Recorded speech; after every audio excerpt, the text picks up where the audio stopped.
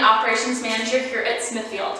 Now, you might know we have Mother's Day coming up this weekend on Sunday, so we thought for our video this week it would be a perfect opportunity for us to talk about this woman right here. This is Susanna Smith Preston, and she is the matriarch of the Preston family.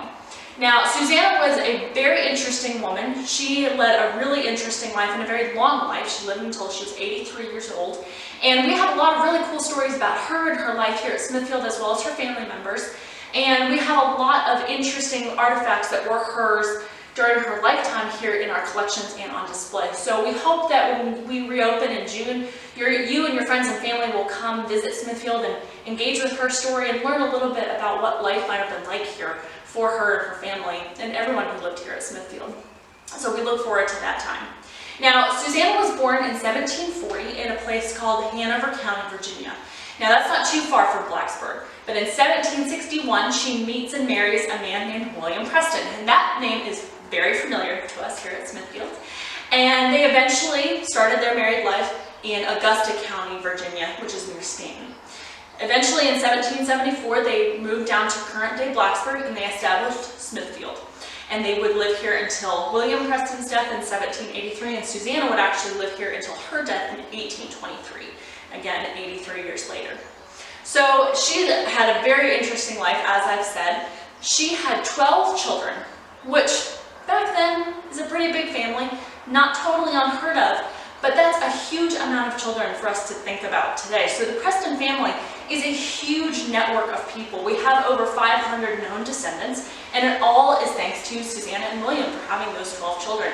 And 11 of them lived into adulthood. One was lost to a childhood illness when she was around 13 years old.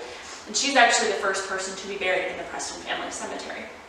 Now, another really interesting thing about Susanna is the fact that she ran and managed Smithfield Plantation after her husband William's death in 1783. And she did this for 40 years, and she did this by herself. This is at a time when women did not have these leadership roles or that responsibility given to them very often.